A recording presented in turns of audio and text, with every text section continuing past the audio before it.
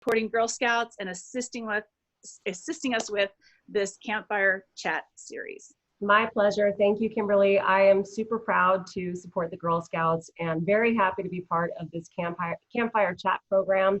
I think it's a great way for all of us to stay connected and discuss issues that are still facing young women and their futures despite the pandemic and everything that's going on with the world.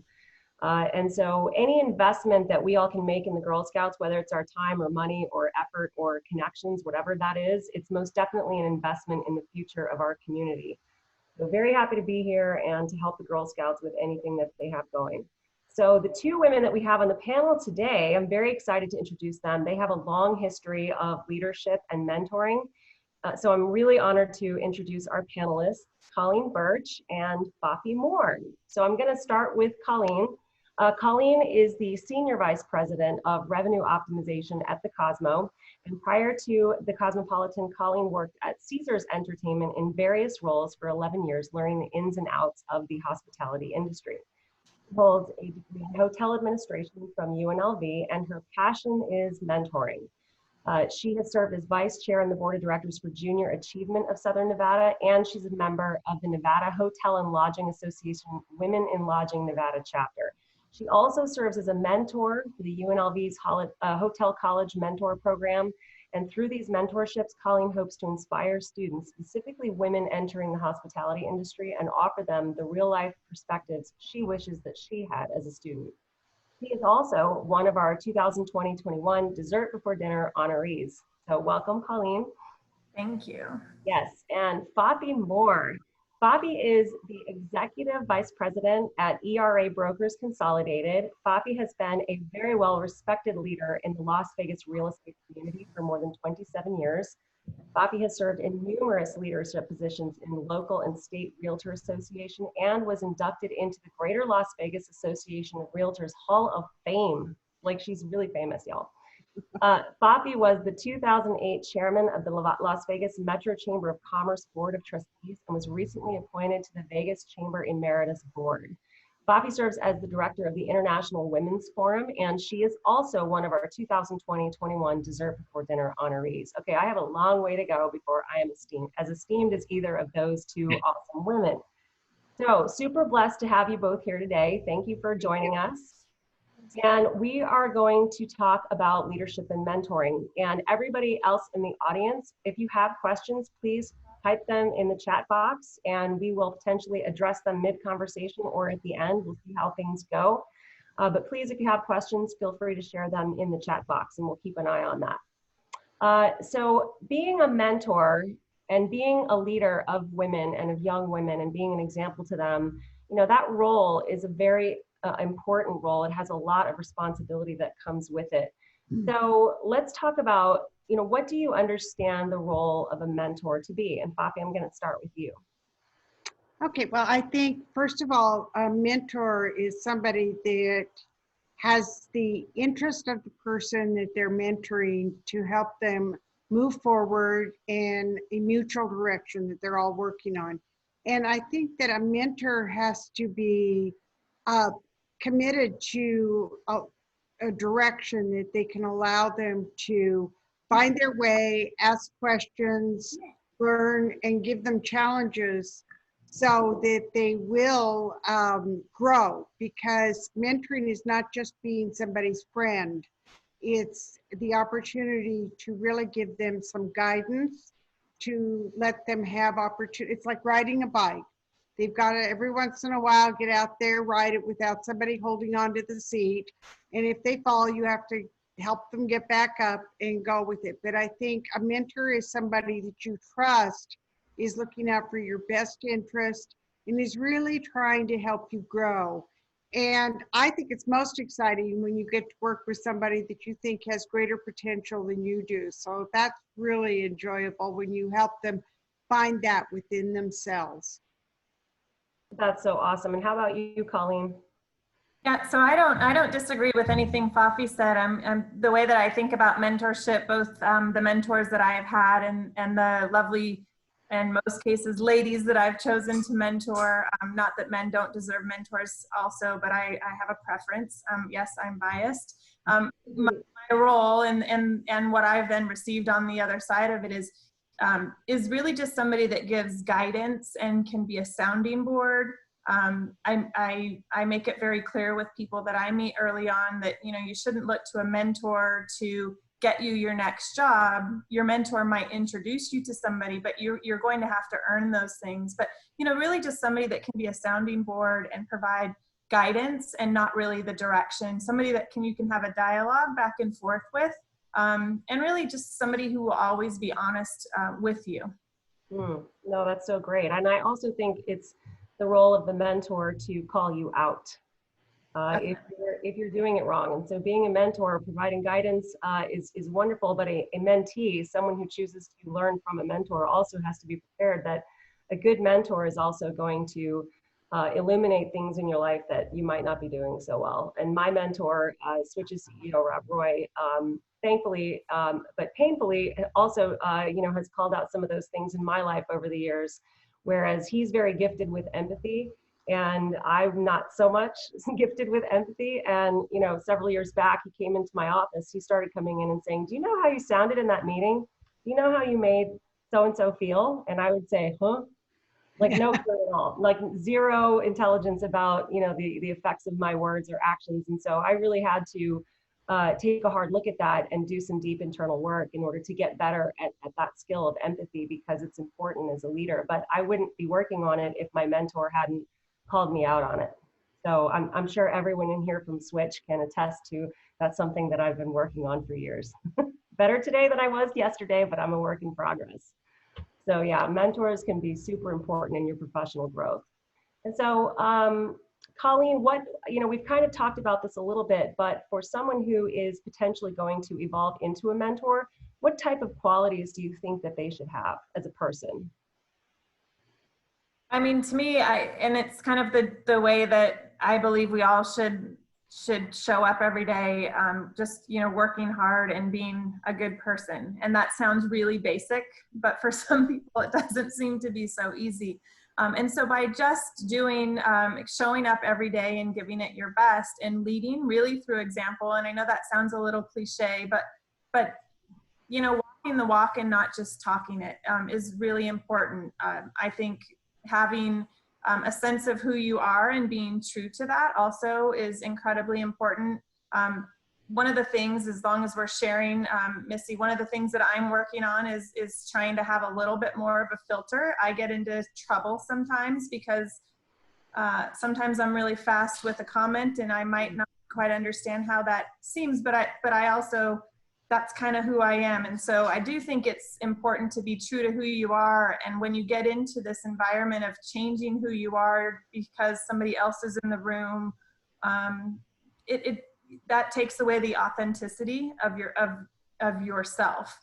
So to me, demonstrating who you are and being true to that person every day is really quite important. And then from a mentor standpoint, I think one of the things that we spoke about yesterday on our pre-call was as much as you may choose to emulate somebody that you work with, you're also going to come across people in your career that you want to do nothing, you want to do nothing that they do. Or you say, gosh, I know how that makes me feel, and I'm going to be sure that I don't do that, right? So it's polar opposite. I don't know what the opposite of a mentor is, somebody that you don't want to be, but there's both sides of it there. No, that's awesome, because it is a critical component in your own development as a mentor, is you have to be able to do that self-analysis and that work on the inside to do that self-improvement, because no one can do it for you. And I think we've all probably worked with or worked for people who didn't have any self-awareness or capability of doing that internal work, maybe a little bit narcissistic, that type of thing. They're everywhere, sadly. But those type of people probably should not be mentors, because they can't see their own faults. Because part of, I think, what makes a good mentor is a good sense of humility and understanding that, hey, I haven't always gotten it right. And so I want to help you, maybe not make some of the mistakes that I did. How about you, Fafi? What do you think? Well, one of the things, I of course agree with everything that Colleen said, but one of the things, I read a book about 10 years ago that said that you can have a mentor you've never met, So I, at that time, decided that Herb Keller from Southwest Airlines would become my mentor. And I started reading every book I could about him so that I could find out more as to how he got and motivated the people that worked for him to be happy, like what they were doing, and go forward, because that was something I needed to work on. I could give them good direction on what they needed to do, but I needed to work, as we've talked about, we all have something, on really inspiring them that they wanted to do that to move the company forward or move themselves forward.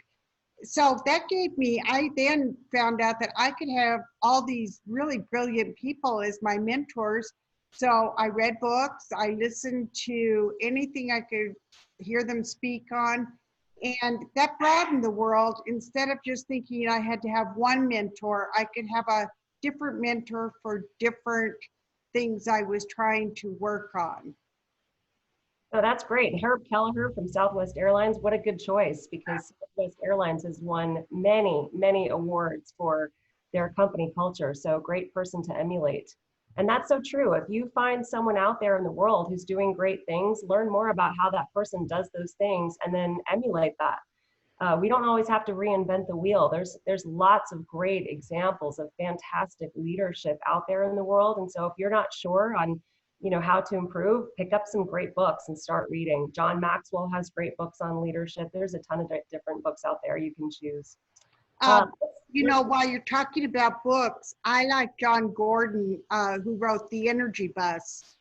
And The Energy Bus is a really good book because you might find that you have surrounded yourself by people that shouldn't be on your bus. And that's a real good book to read. It's simple. You can read it in like 2 hours.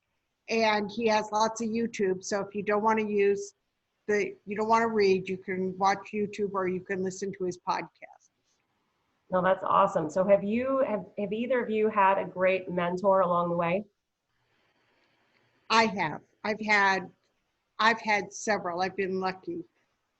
When I decided to get into real estate, I was working for the Arizona Department of Education, and the way they used to balance the budget was they terminated everybody at the end of the school year, and then if they had enough money, they hired you back for whatever special programs you were in. And I was in one of those hiatuses, and my friend said to me, "Why don't you go into real estate?" And I said, "Well, I need a regular income." And she said, "Well, I hate to be the one to point out to you that you really got fired." And I said, "Oh." So she said to me, "If you get into real estate, I'll teach you what to do." And the first thing I learned about a mentor, because she taught me so much. I would call her every morning at 7 o'clock and say, "What do I do today?" And then I just blindly followed whatever she told me to do. And I might add, interest rates were 18% at the time. And I became successful right away. But the lesson was, you have to really believe that your mentor knows what they're doing. And if you follow them, you're going to get to where you want to go. If you don't believe they know what they're doing or you second guess them, it's not going to work. No, that's awesome. How about you, Colleen? Absolutely. I've had a couple. I moved to Las Vegas in '97 to finish school at UNLV, and I, knew I wanted a hospitality career. I didn't quite know what that looked like. And I found myself at Caesar's Palace applying for a front desk agent while I was going to school full time. And I interviewed with a gentleman named George Marcantonis. And today George is the president of the Venetian and the Palazzo. But at that time he worked at Caesar's, and I sat down with him and a couple hiring managers on a Saturday afternoon with no experience. And that meeting was really more of a conversation than it was an interview. And it was just each other gauging, or, all of us gauging, is this person a fit? And then me, am I a fit to work with these people, right? George is somebody who, for anyone that doesn't know him, he is so charismatic. He's genuine. He totally has a concern for everybody that is on his team. And so back to the way that people make you feel, right away, I felt like I was on a team where I was important. He understood that I came from Seattle. He knew what my interests were. He just knew a couple little nuggets about me, and everyone else that I worked with, enough so that when you passed him, he would have a question for you that was, you know, very specific to you, and it wasn't, and you felt like at that moment you were the only person that mattered. 5 years later, he left town and went to the Bahamas, and tried to recruit me a couple times, and I couldn't leave Las Vegas, but it was very tempting. But I'll tell you, over those years that he wasn't here, and then upon his return, I mean, he's somebody who I can pick up the phone and just have a conversation with. There was a point in my career where I was working for a property that went into foreclosure 9 months after taking the job, and I was devastated. I had 2 young children at the time, and I had 2 different opportunities to go to next, which, you know, great that they were 2 opportunities. They were very different opportunities. He was the person that I called and just had the conversation with, and he helped me realize that maybe the one was a better fit because it would keep me at home and less travel. I had 2 small kids, and he cared about me trying to balance a family as well as having a career. And to this day, I'm so indebted to him for kind of his encouragement and the idea that he gave me that I needed to spend some time in a couple core areas of the hotel. I believe it's how I got to the position where I am today. So if I put together what both of you have said, it sounds like a good mentor is somebody who is trustworthy and available and loads of empathy, but also I think a good mentor, which goes in line with what you were saying, Colleen, is sees the possibilities in the people that they lead and calls those out and says, hey, Colleen, I think you could be great over here doing this. You know, I see something in you that is a potential that you might not know, but I believe that people can become what you tell them they can be. So I think that's a very important quality for a mentor to have. We have a few questions that I'm going to jump into real quick. And so the illustrious Betsy Fretwell has asked, when starting to mentor an individual, what are your first steps in assessing that relationship and setting up next steps? Colleen or Fafi, you guys want to take that? I usually, because in my business, I had a lot of real estate agents that worked for me. So a lot of my mentoring was helping them. So the first step, because I learned painfully that you can't want more for a person than they want for themselves. So the first step was to determine that they really wanted to grow, not that it sounded like a good thing or they just wanted more pay, but did they really want to grow professionally? So I would ask questions, and my favorite question was always, please tell me about something in your life that you made a commitment to other than your family or your children. I'd like to hear that, because I learned if people can't make a commitment to something, they'll never make a commitment to what you're trying to do with them.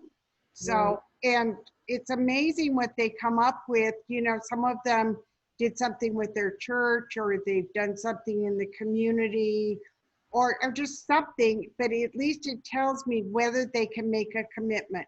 Because if they can't make a commitment, they're not going to work in the mentoring, because it's all about growth and committing and accountability. Mentoring is accountability. And if they're not able to live with that, and if they can't see a vision, you're probably not going to succeed. That's right. What are you, Colleen? Yeah, I think the first thing that I've always done that works well is just trying to understand who the person is, right? And sharing stories about kind of who are you, what makes you tick, what is it that you want to do or think that you want to do. And so sharing that and establishing just starting on a personal relationship, and certainly it's as personal as each person wants to get. I tend to invite mentees into my home and spend time with them outside of work, and, you know, in addition to all the professional opportunities. But I think just understanding exactly who the person is, and then figuring out the path that they either think they want to go down, or sometimes there's a really good idea there, and then just helping provide some exposure into, maybe if there's I've known a couple people that have been on the fence and don't quite know which direction they want to go. And so what better opportunity than to spend some time shadowing, you know, or you know, walking alongside somebody who does that job, or attending a meeting where they can see a couple different departments on display in terms of making and how that goes. And so giving opportunities and exposure to different disciplines has always been worked for me. And then just setting up kind of some goals and periodic check-ins. So, you know, being honest with each other about the cadence of our meetings. Do we want to get together on a monthly basis? Is, you know, maybe for you, this is a couple bad, you know, months are a little bit busy. Should we, you know, just do check-in via chat? But making sure that we understand how it's going to work best for the other one is also important. So setting those expectations up front. Definitely. Yeah, I think one of the questions I like to ask somebody is, tell me who you are without using your job title. Oh, yes. Love that. That's a tough one. I mean, if you think about that for yourself, how would you describe yourself to a stranger without telling them what you do for a living? You know, separate yourself from your job. The job can go away tomorrow. You know, circumstances can change. So our identity should never be wrapped up in our job title. And so it's interesting to watch people try to separate those things as they try to tell you who they are. I think there's also a lot, I'm sorry, Missy, I think there's also a lot of judgment that sometimes comes into play when you start with, what do you do, right? So if you're getting to know somebody about just like, so I'm from Seattle, I'm a mom of 2 kids, I just got puppies in February, they're right here, I'll show them to you before we hang up. But right, that's me, I love Seahawks. I'm gonna be devastated if they don't let fans in the stadium, right? Those are the things of how to create a personal relationship and let people kind of know a little bit about who you are. That's great. That's so awesome. I was going to say, Missy, I think all of that is really important, but it's also very important to make sure when you're getting to know them and you're talking to them, like you said, not asking about their job titles and everything, but look for other places that you can help them, because one of my favorite questions when I go to networking events and I meet somebody, I say, what could I do to help you in your career? And I have met, in fact, that's how I met Colleen originally. I have to admit, we were having wine together with another friend, but we should be having wine right now. Yeah. But I saw in her real talent, and I knew of some other opportunities, so I reached out to her. So I think sometimes we don't realize you may be talking to somebody that could be even just a short-term mentor to help you bridge into something that could be really important in your life. So I think it's important for all of us to look, how can we help each other? Because when you reach out to help somebody, I find I always help myself. I love that. That's a good tweet right there, just so you know. So that kind of leads into the question from Linda Bridges. How do you mentor someone who may be resistant to that? You know, let's say somebody clicked on something where they thought it would be cool to have a mentor, or it sounded like a good idea, but you know, now you're meeting with someone who seems to be a bit resistant. You know, can you overcome it, or do you even try? What do you think? I've chosen to not try. And that might sound really terrible. And my chosen to not try is through the program at UNLV. A couple years, I've gotten some student pairings who I felt like were in the program simply to check a box. And they really didn't care to learn, and they wanted it to be something that they could leave school with and put on a resume. And I have a really big job, and my time is valuable, and if I'm not at work, I'm going to be at home with my family, and so I can't spend the energy trying to get somebody there that doesn't want it for themselves. Back to Fafi's earlier point. Yep, I totally agree with you on that. I think, you know, when we hire people at Switch, we're typically looking for 2 qualities, and that is humility and coachability. And if you don't have both of those qualities, it's going to be really hard to lead you and mentor you and you know, coach you into the type of person we need you to be in order to be on that team. And the same is true if you're going to mentor somebody. They've got to be coachable and humble. And if they're not, then they shouldn't really be looking for a mentor, because apparently they already have all the answers. How about you, Fafi? Oh, I couldn't agree more, because you definitely see that, and they don't listen to what you have to say. They don't do what they need to do, and they never get to where they want to go. So it doesn't work for anybody. And that's back why I always say you can't want more for them than they want for themselves. If they truly want to succeed, you just know it. I'm working with an agent up in Fallon, Nevada, and we never met face to face, but every time it's like such enthusiasm. It's just like a sponge, whatever words you can have to talk to them about. And it's making a big difference for both of us accomplishing what we're trying to accomplish. So I think that is just, you've got to come up with the questions you ask when you meet these people that will give you the answers that you need. And those, like my commitment question is what I found. And if they, you've got to find out there's a whole bunch of people that all they want a paycheck or a bigger paycheck, and they don't want to do the work to get the paycheck, bigger paycheck, or title. So Sweet Caroline Sioka has an excellent question. She says, what advice do you give your mentees about balancing their careers and their personal life? Especially as a female executive, balancing work and family can be the #1 challenge. Colleen, you want to address that one with the kids and the puppies and the big job and all the things that's going on? Yeah, and I'll tell you what, my goodness. So when I was at my son Gavin is 16, and so I was at Caesars when he was born. And for some crazy reason, I thought that I was going to get an award if I showed back up to work 6 weeks after he was born. So I did, and I didn't get an award. Lily came along 2.5 years later. I said, I'm taking all 12 weeks. I didn't get an award. Nobody cared. The job was still there when I came back to it. I put that burden on myself. There wasn't a single person at work that suggested I don't take the time I needed to have bonding with my newborn. I also don't believe that our maternity leave where I work, or maybe hospitality, is really kind to women. I think it's actually quite hard to have a baby and get back to work and not have a compromise of your paycheck that is significant. But aside, for me today, and I really have, I have hit the jackpot in leadership my entire career. Maybe there's been a couple that I've sidestepped, but you're working for people that understand that family is kind of what gives everybody the reason to wake up in the morning has been a real treat. For starting with George, and I worked for a gentleman named John Unwin, and then Bill Macbeth has been my boss for the last 5 years at the Cosmopolitan.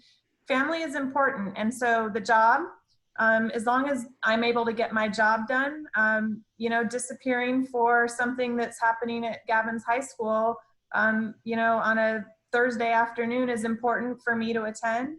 I make those choices to do that, but I can tell you, I didn't do that when they were younger, and I regret that a lot.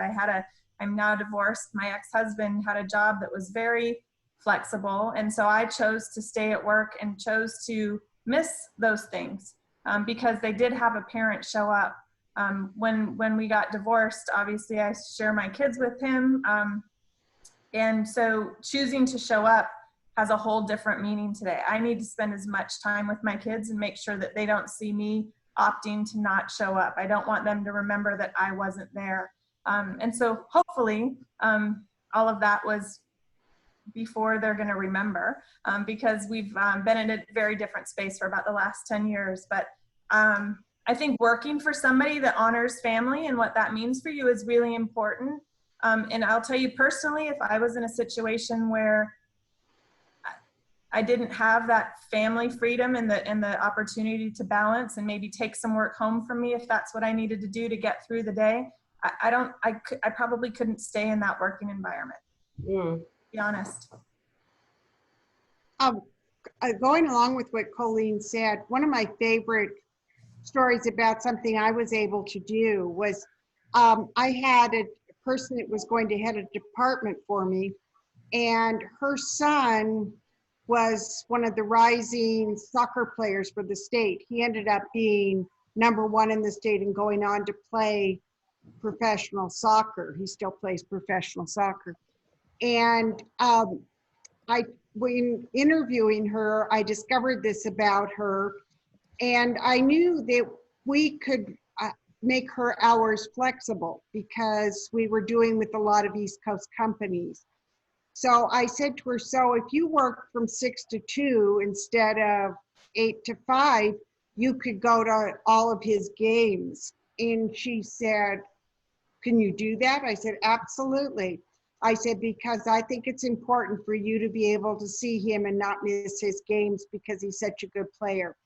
Well, people tried to recruit her away from me and they couldn't because I had given her that. She didn't even have to ask for it. I gave her that freedom. And she lives in New Jersey now, still calls me and still thanks me for that because she did not miss out on being there for all of her son's games. So I think that's important. The other thing that's important is a lot of people don't identify what are the priority times to spend with your kids. But that you can put that into the plan so that maybe you can adjust your schedule because every hour in the day is not the same as some specific hours. And then another thing I found that worked really well for me, I would tell my children at night, especially when they were younger, that we would have, each of them, I had 3, would each have private time at night. So during the day, if they needed something, I'd say, could you put that on our list to talk about during our private time? And they really liked that because they weren't trying to fight for attention, and they would each have private time before they went to sleep. And I would do whatever they wanted, play a game, listen, talk about something, they could dress me up, whatever. And those things worked, and they still remember it, and they're older. That's so cool. Yeah, I think that, you know, that whole work-life balance thing is something that's specifically put on women and not so much on the men. If the men work 60, 70, 80 hours a week, they're getting the job done. They're providing for their family. They're doing their thing. But if women do that, there's a whole other stigma that goes with that. Any working moms here ever been given the stink eye by the stay-at-home moms at the PTA or anything? Yeah, I definitely have been. Yeah, Brianna's raising her hand. I see it. I think that balance is whatever you decide it is for your own personal life with the pulls that are, you know, all the different things that are pulling on you in your time. You have to decide what that is. You know, I mean, I raised, thankfully, 2 male children who are not needy for me. And so they're fairly independent. And now one of them's out of the house. And the other one's like, okay, mom, cool. I'll see you when you get back in a week, whatever, bye. You know, and so I don't have to worry about that too much because I've raised him to be pretty independent. He's just not clingy by nature. I don't know where he gets it.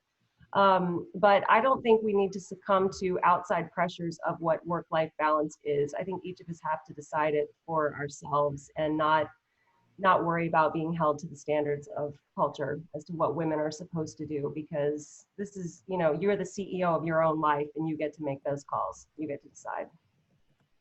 So we have a great question here from Latoya Holman, and this was already one of our questions we were going to talk about anyway, so I'll ask it the way she wrote it. How will the current climate with COVID-19 and civil unrest impact your approach to mentorship or the advice that you give while our youth and their families are navigating these difficult times? Yeah, that's a big issue, and I think mentoring is more important now than ever because of these issues. But Colleen and Fafi, Colleen, if you want to go first, like, well, you know, how is the just, you know, total suckiness of 2020 impacted how you would mentor and lead people? Yeah, there's so much going on in the world, and and so much of it doesn't feel good. And so I think one of the things that I've really struggled with is kind of this isolation that has occurred during the stay at home. But in addition to that, then we have all this, you know, movements going on around the country. And so much of that needs to be talked about and addressed. And, you know, the divisiveness that exists, it's a really scary time. And I think it's just important to talk about it. And there are so many people who aren't talking about it and are not acknowledging that there are things that are wrong and that we need to fix. You know, equity in this country, we have a long way to go. And so I'm just a proponent of having the conversations.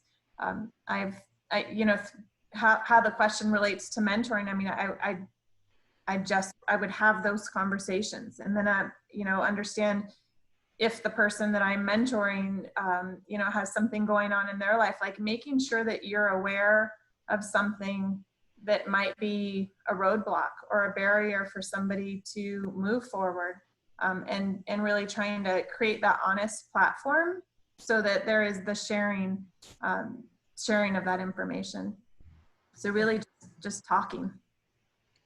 So good.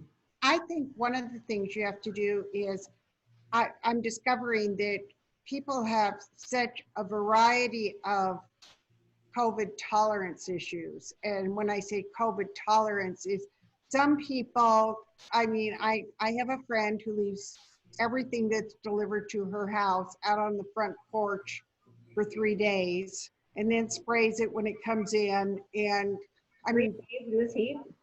huh? 3 days in this heat? Oh yeah, it doesn't make sense.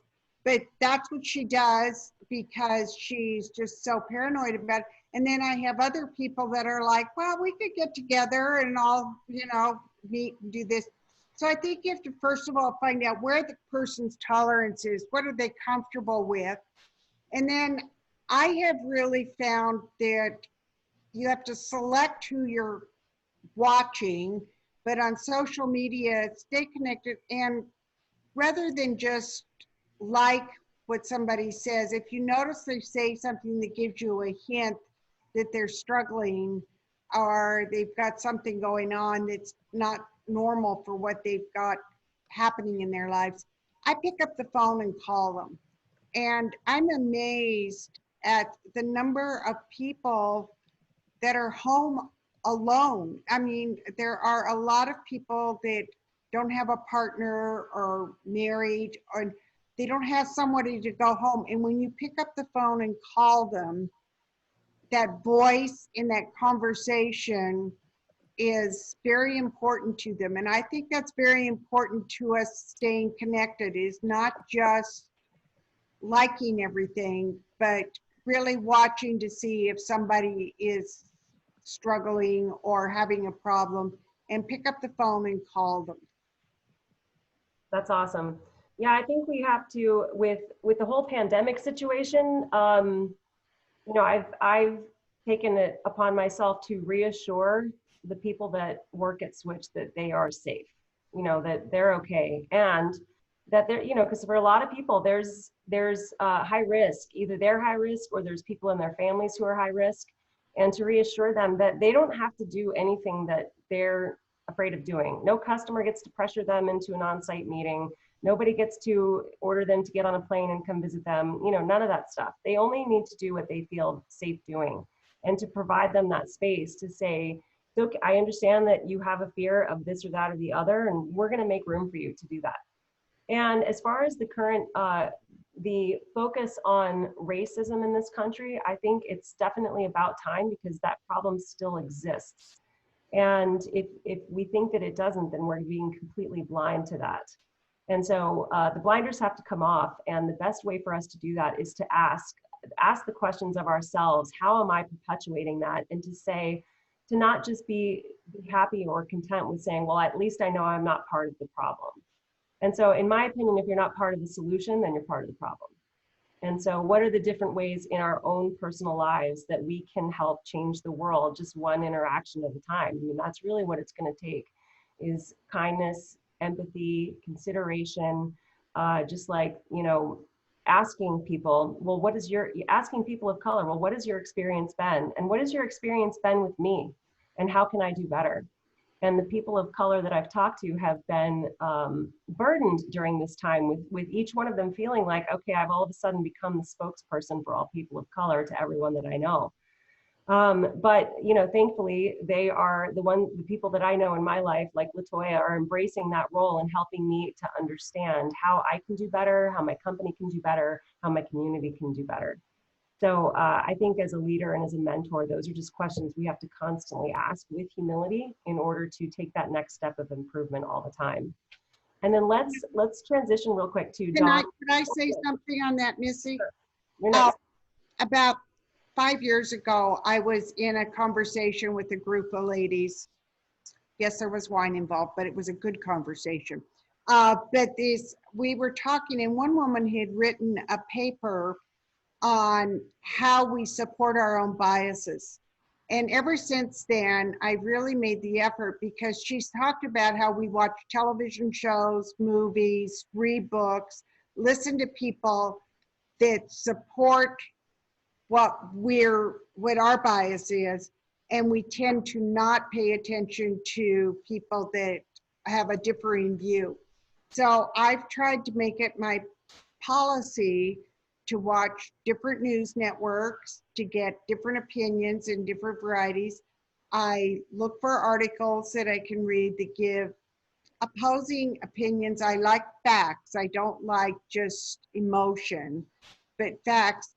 And ever since I heard this woman speak, I have found how so often inadvertently everything we do, we really continue to support our own bias, and we have to reach out and try to hear other sides, read other sides, and get another perspective besides just our perspective and supporting our viewpoint. Absolutely, absolutely. And so Don Mack had an awesome question. Can you talk about mentoring young girls who are not yet in a career? So this is like, working with unformed clay at this point, right? So, how do you feel about that? What are your thoughts about mentoring young women who haven't necessarily, who have all these gifts and all these opportunities and all of these talents and interests? How do you mentor them into a particular direction or help them uncover what it is they should maybe do next? For me, specifically through the hotel college at UNLV. Oh, Carolyn, I love your puppy. Stella. I'm gonna have to let my puppy say hi to Stella. Students, many of them are, well, to be in the program, you're a junior or a senior, and some of them have had some work experience, some of them have not. And so they are not yet in a career. They have an idea of the industry that they want to go into, but most often don't know the exact discipline. And so really the way that I've chosen to mentor, and it's worked well, there's a couple really lovely ladies that are here on this call today that I've had the pleasure of working with, and really they're just friends at this point. I think of them as little sisters. But really just giving them exposure. There are a couple really big not big meetings, big attendance-wise, but important meetings that happen at the Cosmopolitan where I work that really set the strategy for our business. And so even just sitting in that room and understanding the dialogue that goes on around the table and how many people have a hand in filling rooms and making sure that we've got the right customers in the building that are making our cash registers sing is really amazing. And so because there are a variety of disciplines represented in that meeting, being able to attend that and kind of be a fly on the wall and then have a debrief after that meeting, I've had some people go, wow, that was quite amazing, or I didn't really understand this before and now I do. And so I think mentoring them, in my opinion, then that experience might send them down a path. I'll tell you, there's another question here too about reverse mentoring. And I can tell you that from every mentee that I have been assigned through the hotel college, and then even mentees or people that I've mentored in the building, kind of in an unofficial capacity, it's a very, very two-way street for me. And I'm as excited to kind of learn from and hear the perspective because it is a different generation. As much as I'm in denial that I'm approaching 50, the days that we're living in are so different than when I was, in college. And so keeping up with new technology platforms or the way that people are communicating or ideas for revenue generation are pretty exciting, because there's an opportunity to glean that from the mentee on the other side of the relationship. And just for everyone's clarification, reverse mentoring is when you're mentoring someone who's older than you. but might have less experience than you in a particular field. And currently I'm mentoring someone who's not older than me, but he's a former Navy SEAL. So he's younger than me, but he's got all this other incredible experience. And so I'm mentoring him in this field, but he's, you know, teaching me about other things with battle and combat and all that fun stuff. You know, I should have been a Navy SEAL. I should have done that too. Is he single? Could I say something? Not single. Well, you're going to get to learn more about that, I'm sure, Missy. My father was a mentor to me. I'm an only child, and I was supposed to be a boy. And my father just didn't look on it anything other than I would learn to do everything a boy did.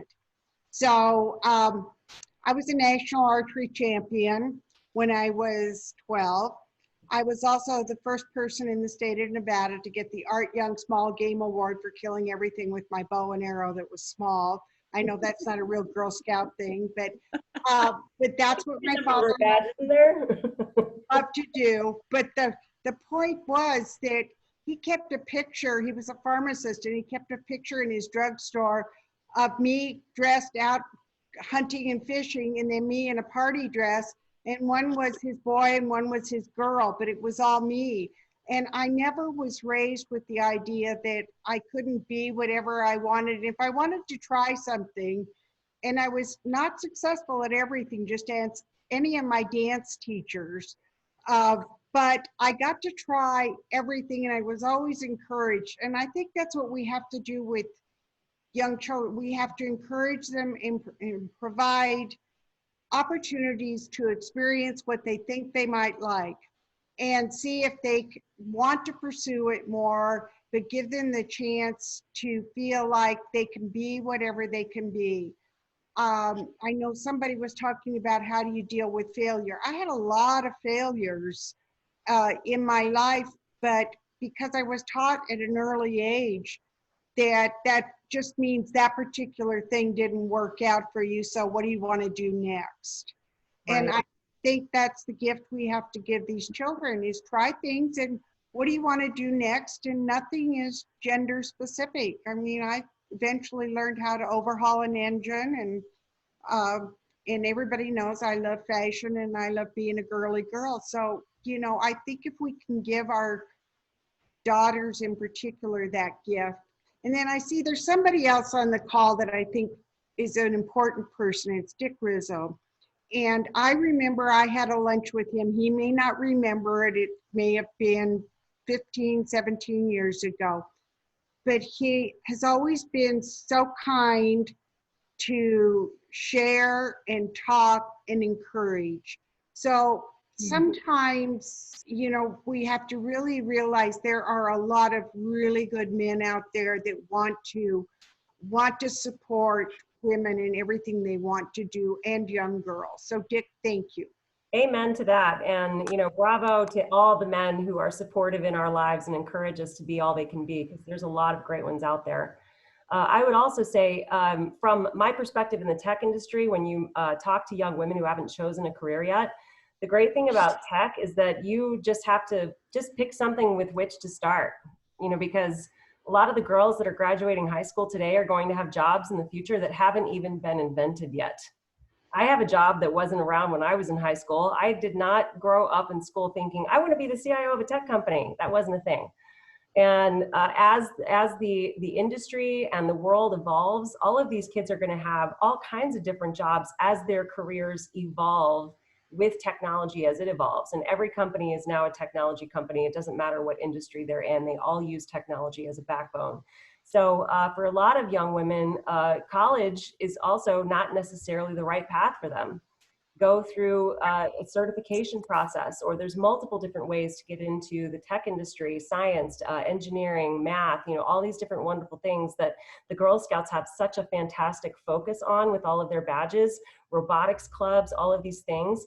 But I don't think, you know, back when I was a kid, and I'm sure this is true for some of the people on this call, we were told you have to choose what you're going to be for the rest of your life. And you had to go pick a degree in college because that was going to be your major and that was what your career was going to be. Nowadays, that pressure should not necessarily be there on these young women. I think that does them a disservice. Pick something to start with and see how you like it and see where it takes you from there. Because that's basically what I did, and so far so good. Seems to be working out. I'll keep doing technology until I figure out what I want to be when I grow up. And then one last question from the audience from the lovely Elise Porto. How can you identify a proper mentor for you and approach them to discuss mentoring you? That's a great question. What do you think, Colleen? So I think the first thing I would recommend is, is targeting somebody who you have respect for and that you have a desire to emulate, right? So you want that person to be somebody that demonstrates the qualities that you believe are important, and those might be slightly different than the qualities I believe are important. And so if you have somebody in mind, I actually just shared this the other day with a UNLV student. I said, I'd just say, hey, could we go have coffee? Could we get together for lunch one day, right? Whatever that is, or maybe just, do you have 15 minutes that we could sit down and talk? And in that conversation, come prepared with a couple questions and say, I just have some things on my mind I'd love to share with you, or get your feedback on a couple ideas, right? And so it's opening the conversation. And then you will understand quickly receptiveness to that, to wanting to engage. And I think sometimes it doesn't have to be so formal as to, would you be my mentor? That may just organically happen. That's the way that it's happened to me a couple times. And then there's the very overt people that say, will you be my mentor? And oftentimes that's after I speak at a class at UNLV and I say, well, sure. And I never hear from many of those students again because they asked the question and then I think that they even knew what that meant. So I think, and if you get a no, then you're going to learn really quickly, well, gosh, that person had me fooled, but I don't really want to sign up to be on that team. That's great. How about you, Fafi? If somebody wanted to engage you as a mentor, what's the path? They would have to show me that they have a burning desire to do something that I could help them with. And if they do, nothing will stop me. I will do everything I can. And especially now that I'm at a point in my life and my career, I really am looking for people that I can help so that they don't have to make many of the mistakes I made, because I think if they can skinning their knees as much as I did, and I could help them, they'll make their own mistakes, but they don't have to make the same ones I made. So I really look for that. Like Colleen says, many people come up and say, I'd like you to be my mentor, but after one or two meetings, frequently they find out that might involve some work or some change. And they say the only time people like change is when they were babies and it was their diaper. So, if they're not willing to change something about themselves, then they're not going to move forward. You've got to be willing to change. Amen to that. And I think also as mentors, we have to be willing to help, because not one of us has achieved the position that we're in without somebody guiding us, mentoring us, just giving us a little encouragement along the way. And as Mr. Rogers always said, look for the helpers. And I've definitely found that to be true in my life. And now at this point in my life, I feel blessed to be a helper. And I feel very greatly the weight of that responsibility, that if you are given a certain amount of success, you are responsible to help pay that forward and help bring others along with you. So Colleen and Fafi, thank you so very much for all of your wonderfully awesome comments today and the insight into what it means to be a great mentor and what it means for mentees to work with a mentor. I think this has been just a fantastic conversation. I'm super grateful to have been a part of it. So thank you both very much. We'd like to be part of your panel. Thank you. And I'm going to turn it back over to Kimberly. Thank you, Kimberly. Yes, thank you so much for leading the conversation today, Missy. I think this topic was exceptional. I'm scrolling across the screen looking at everybody who's in participation.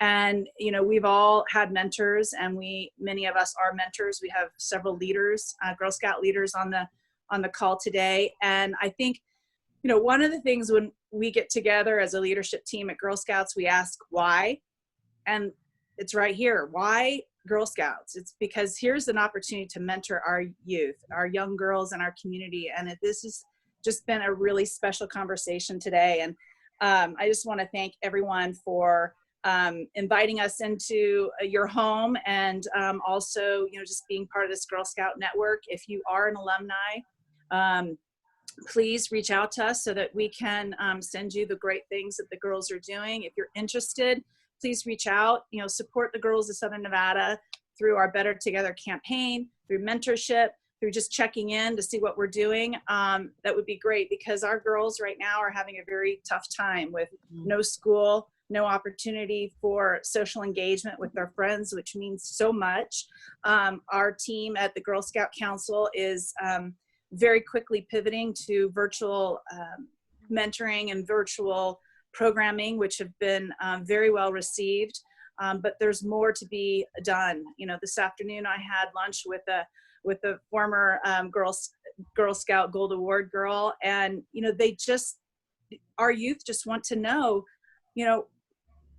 who can give them advice, who can steer them in the right direction, and it's just so important. So I think that all of you have thought about the mentors in your lives, and we could go on and on, but I just, thank you again. We know that at Girl Scouts, we say this often: adversity builds character, it gives us confidence, and it gives us the courage to keep going, even when times are tough.